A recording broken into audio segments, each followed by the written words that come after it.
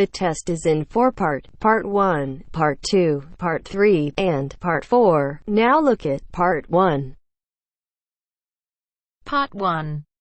You will hear a conversation between a clerk at the inquiries desk of a transport company and a man who is asking for travel information. First, you have some time to look at questions 1 to 5.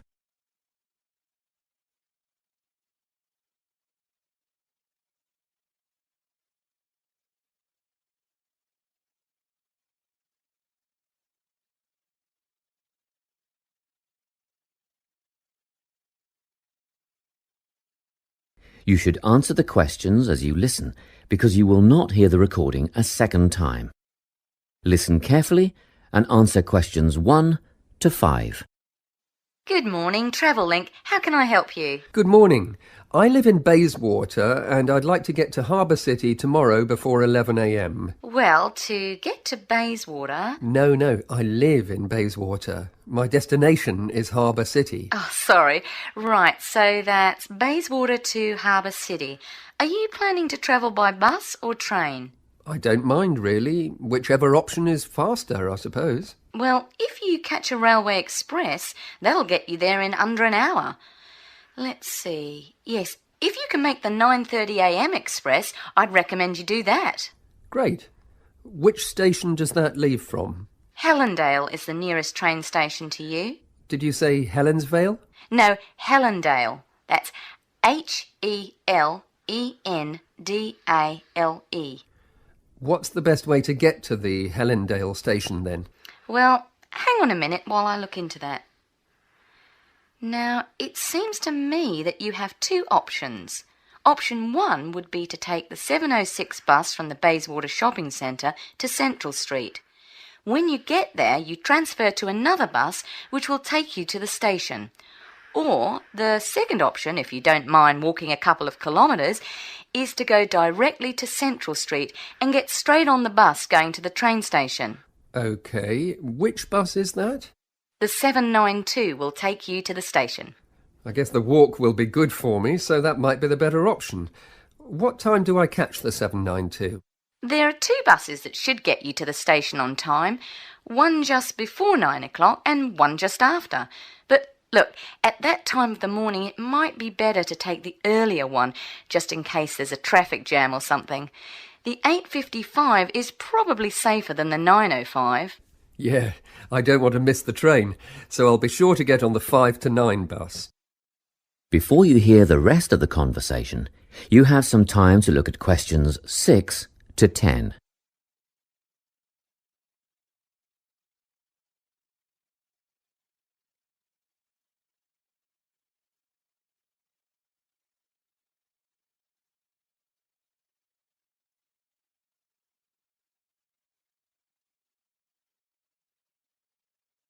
Now listen and answer questions 6 to 10. By the way, how much will I have to pay in fares? Well, you can get a ticket on the bus for $1.80 cash, and you'll need $10 each way for the train. Wait, do you have a Travel Link card? No, but I can get one before tomorrow. OK, well that'll make it considerably cheaper then. The bus will cost $1.50 each way, and the train will be... The train to Harbour City will... still cost $10 because you'll be travelling during peak hours in the morning, so no savings there, I'm afraid. However, if you could come back at an off-peak time... What does that mean? Well, if you could start your return journey before 5 p.m. or later than 7:30 in the evening... Actually, I wasn't planning on coming back till at least 8 o'clock anyway. Oh, in that case, you can make quite a saving if you use your Travel Link card. You did say you were planning to purchase one, didn't you? Yes, I'll pick one up later today. Good. That would mean your return train journey would only cost you $7.15 with your card.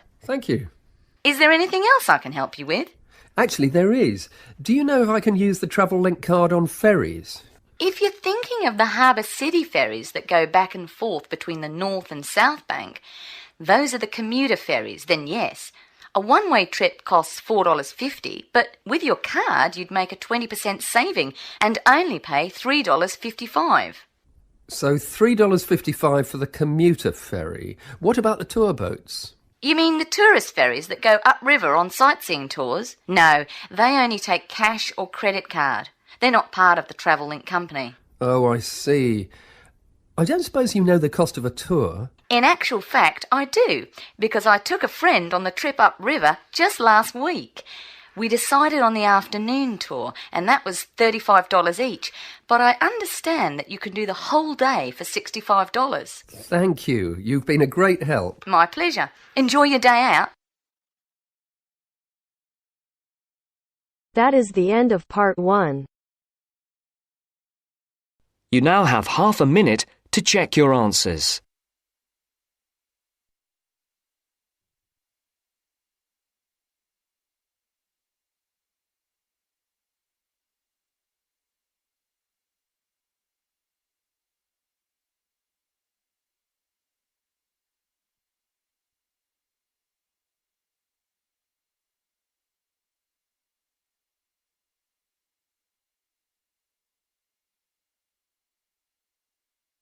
Now turns to part 2. Part 2. You will hear a speech given by the head of a company to some new employees. You have 30 seconds to look at questions 11 to 16.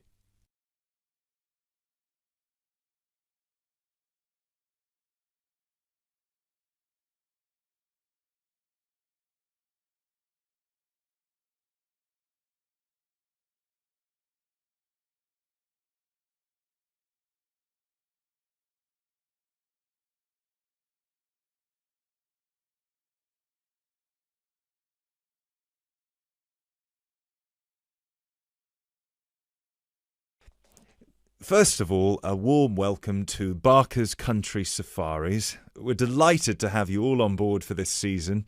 I know you've all been told a bit about the company when you had your job interview, but I thought it would be worth telling you a bit more about ourselves. Barker's was set up 10 years ago by myself, John, and my then girlfriend and now wife, Nancy. We started it initially just as a hobby. We felt that there was a good opportunity to share our love of the countryside in this part of the world with the many visitors who come here. As you know, most people come for the beaches in the summer, but there is so much more to the region, and this is what we wanted to exploit. Nancy and I were born near here, and as teenagers we went climbing, kayaking, whitewater rafting, potholing, and just straightforward walking.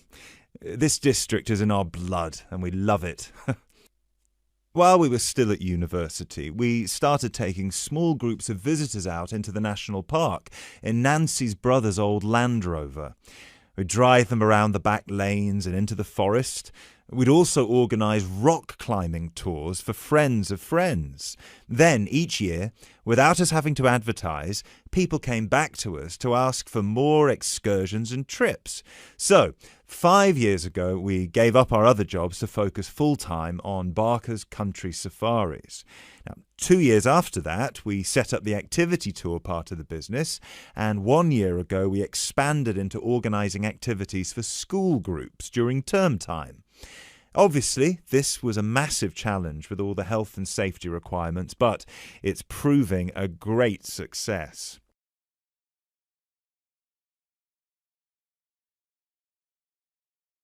You now have 30 seconds to look at questions 17 to 20.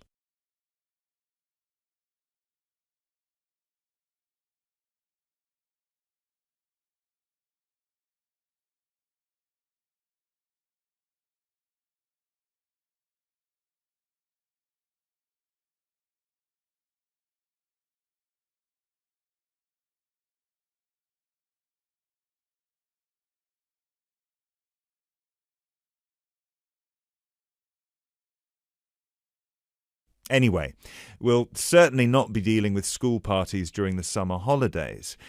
Our clients for the next 3 months are mostly family parties or groups of friends, and I'd like to talk a bit now about the tours we offer and what your responsibilities will be.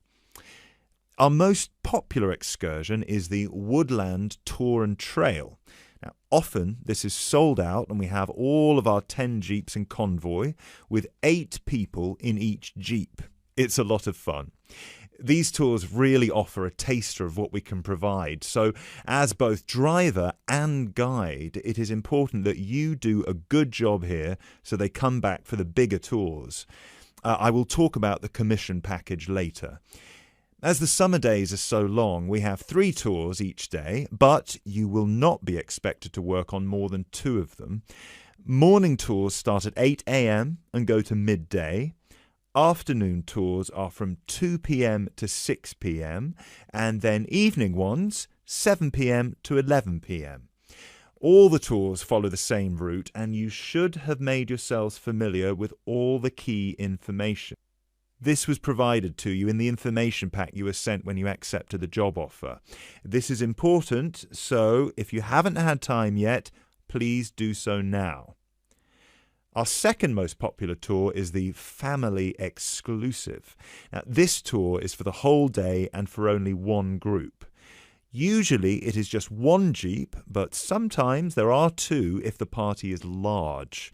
These tours go from 10 a.m. till 5 p.m. and include lunch at the Brown Bear in Lower Middleton. We have a number of different routes for these tours as we don't want our premium clients being made to feel that they are part of a large package deal. You will be told which route to take with your weekly schedule. Now, I'd like to move on to these specialty tour packages. These are the ones that we're keen to book people on once they've done the woodland tour and trail trip.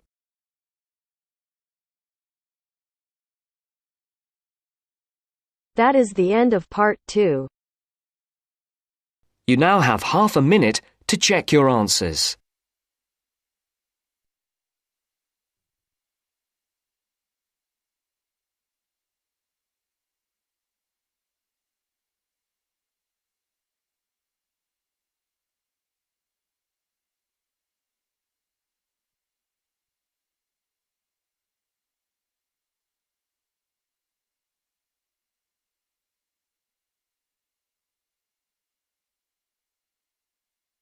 Now turns to part 3.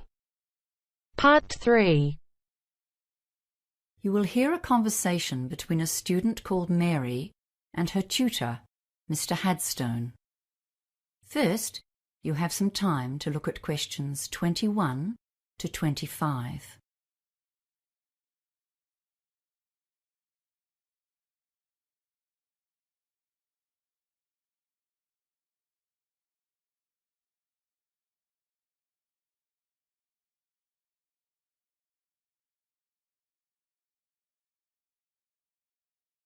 Now listen carefully and answer questions 21 to 25.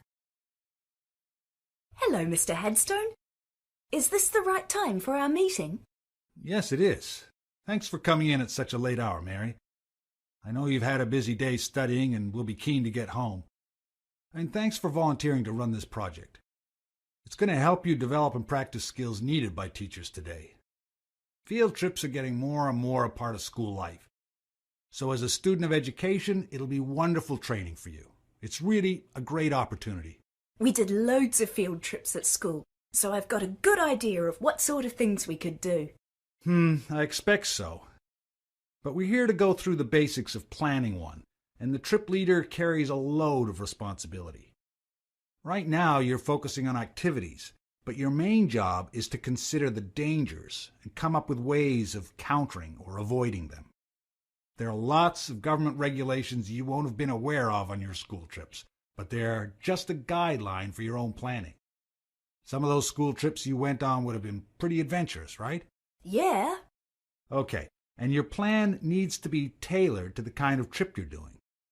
On a well-planned and successfully led adventure trip, we don't often hear of problems, even though sometimes there's bad weather, for example, that a school party has managed to combat.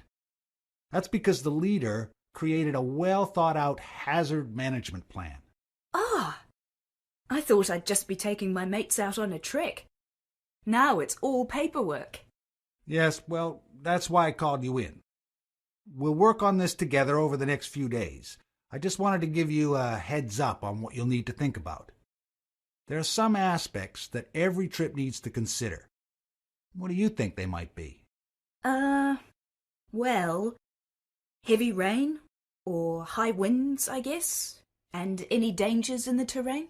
Yes, we call those the significant factors. And another important one is the makeup of your group. But you don't need to go overboard. There are some kinds of hazard that you won't need to think about at all. Things like hurricanes, earthquakes, radioactivity, or major diseases such as cancer. The official name for those is unlikely events, because they almost certainly won't happen. Before you hear the rest of the conversation, you have some time to look at questions 26 to 30.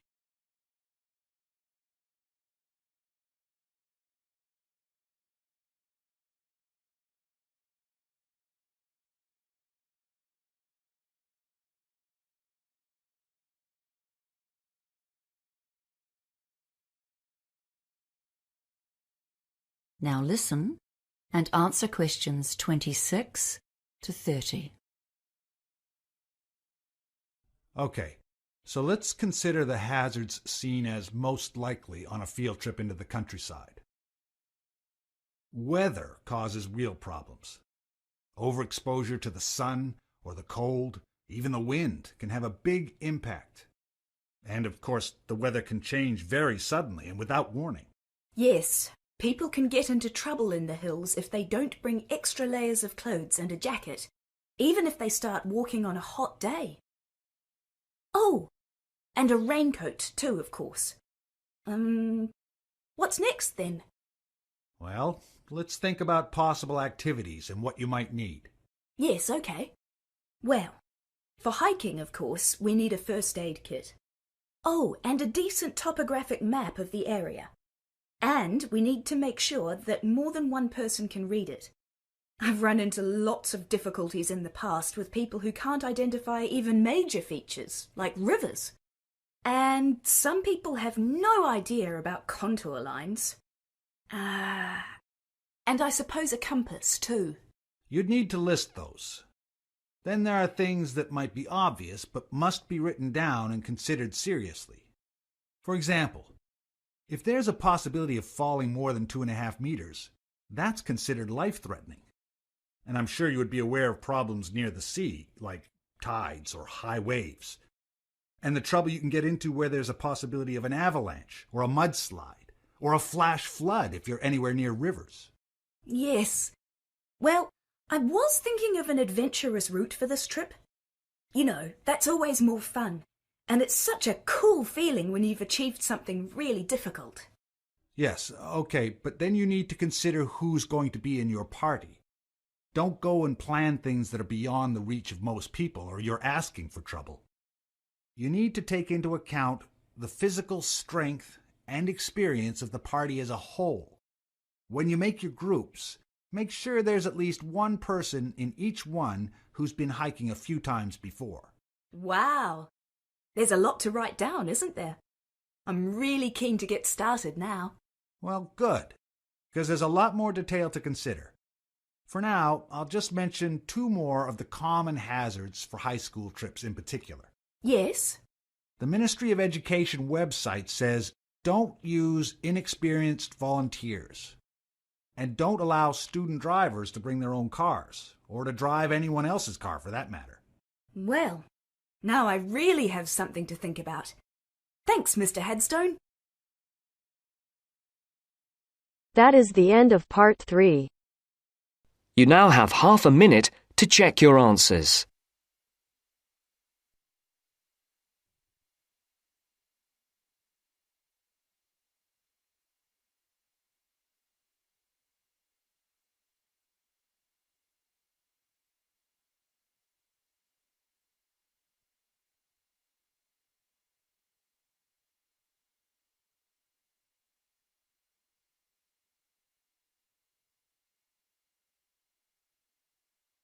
Now turns to part 4. Part 4. You will hear a lecture about English language. You have 30 seconds to look at questions 31 to 37.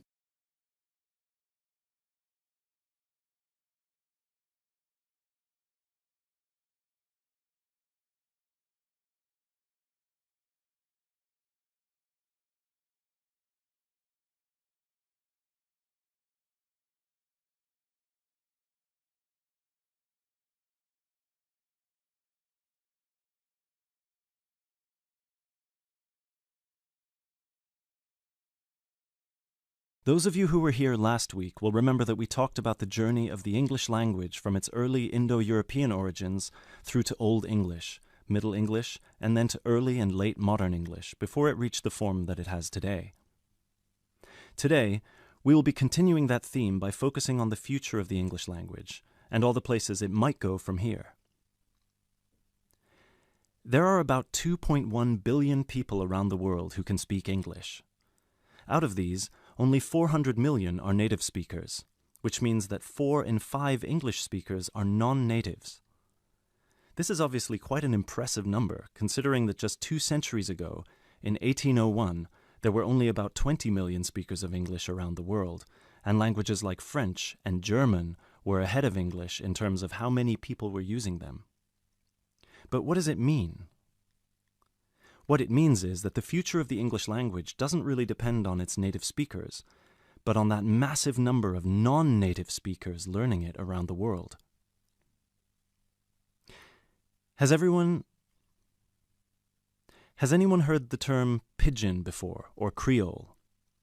A pidgin is a simplified version of a language which acts as a bridge between two people who don't have a common language, allowing them to communicate with each other.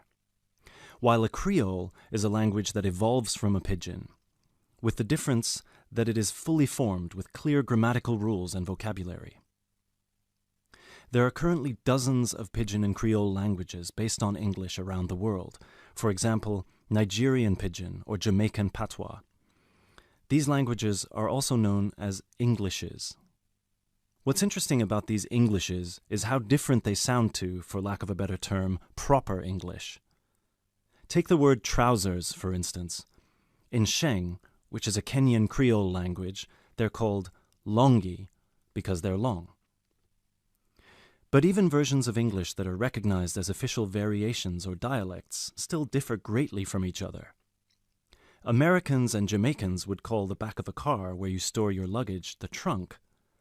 Britons, Australians, Canadians, and other Commonwealth countries would call it the boot.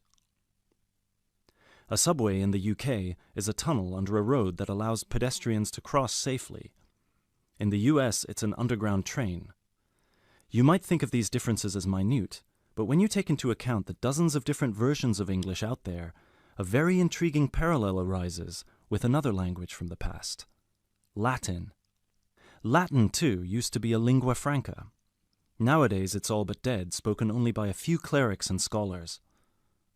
At some point in history, it splintered into various different languages which became known as Romance languages. For example, Spanish, Italian, or French. There are some that theorize that the same thing might happen to English in the near or distant future, that all these Englishes we have today in different countries will continue to develop, so pidgins will turn into Creole languages, and Creole languages will turn into just languages, and English itself, as we know it today, will disappear, or become less and less important.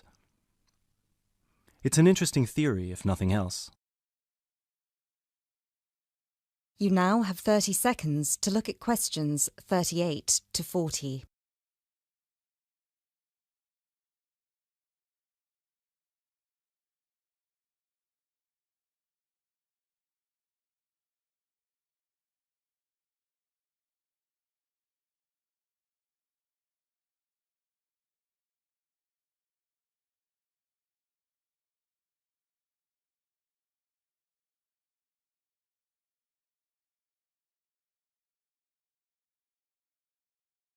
It makes sense that as English grows in popularity, countries, especially those with a strong sense of identity and tradition, will develop their own versions of the language, marked by the idiosyncrasies of their culture.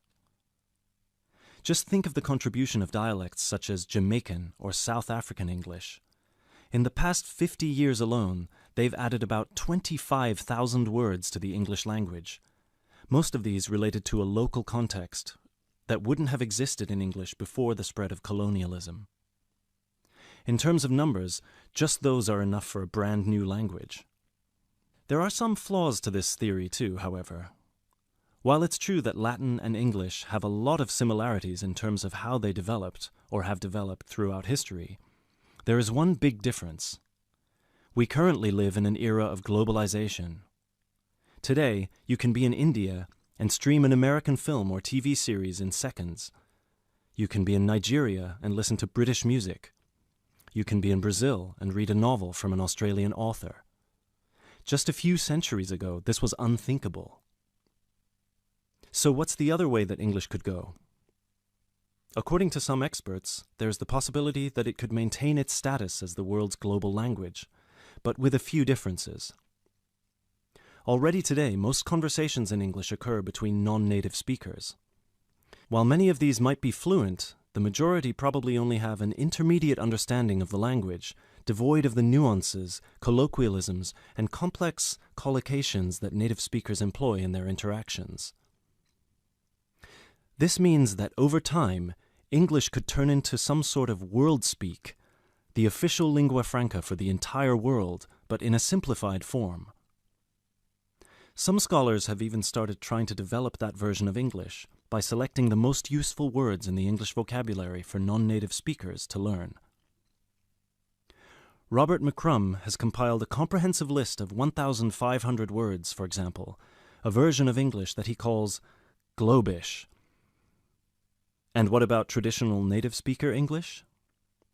It might continue to exist, but lose its popularity, as the previous theory suggests. There are many more theories about the future of the English language, of course.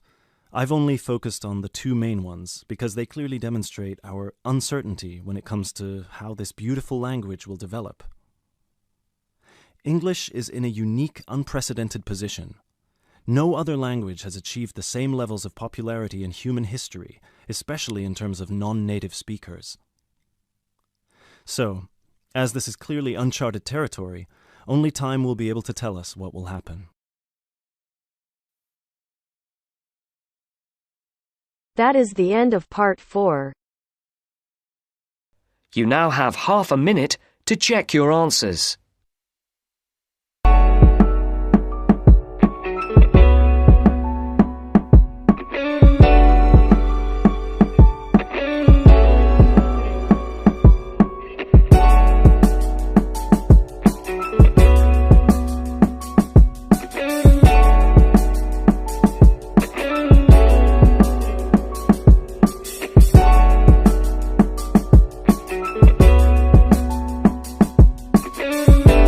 Is the end of the test. You now have 10 minutes to transfer your answers to your IELTS listening answer sheet.